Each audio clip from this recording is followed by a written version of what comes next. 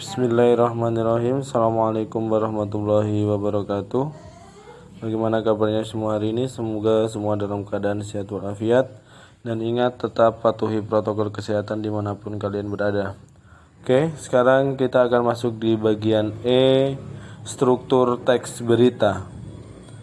Jadi struktur teks berita itu merupakan struktur yang membangun teks berita sehingga menjadi satu kesatuan teks yang utuh. Jadi ada beberapa struktur di sini untuk membuat suatu berita.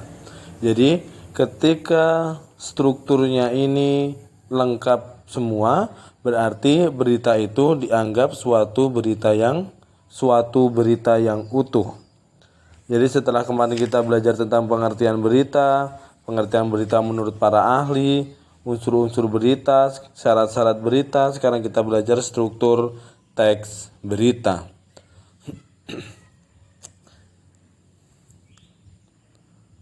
Oke, jadi di sini ada 3 struktur teks berita.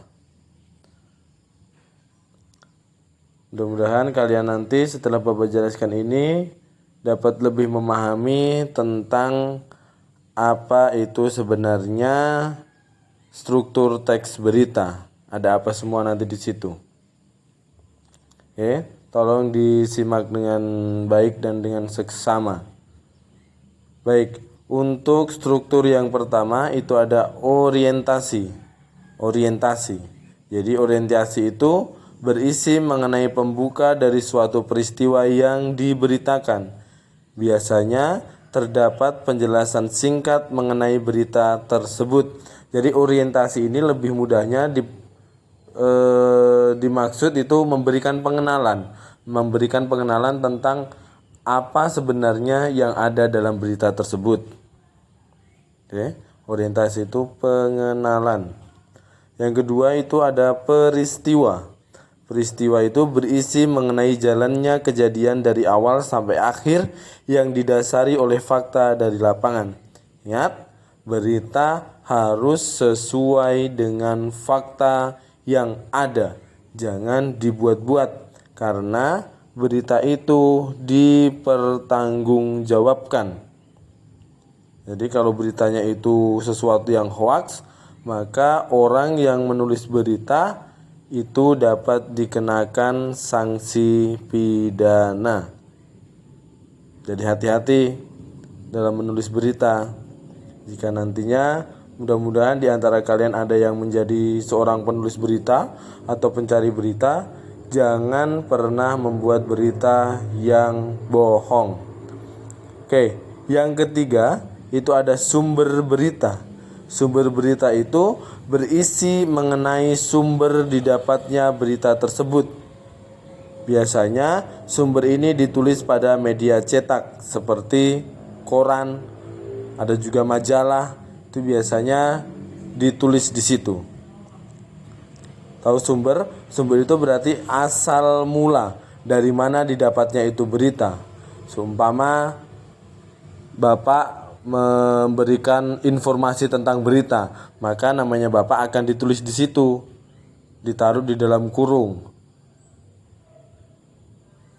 Jadi sumber orang maupun sumber apa saja yang membuat berita itu memperkuat suatu berita tersebut. Jadi sumbernya itu harus betul-betul dapat dipertanggungjawabkan. Oke, sampai di sini. Mudah-mudahan kalian paham tentang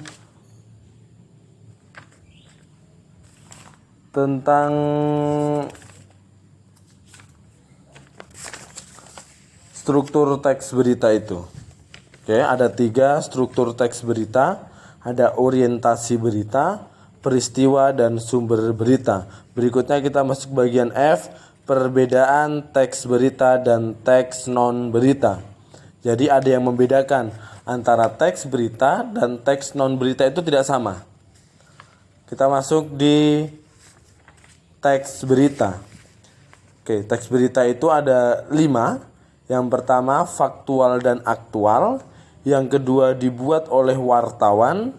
Yang ketiga susunan piramida terbalik atau menjelaskan hal pokok di awal.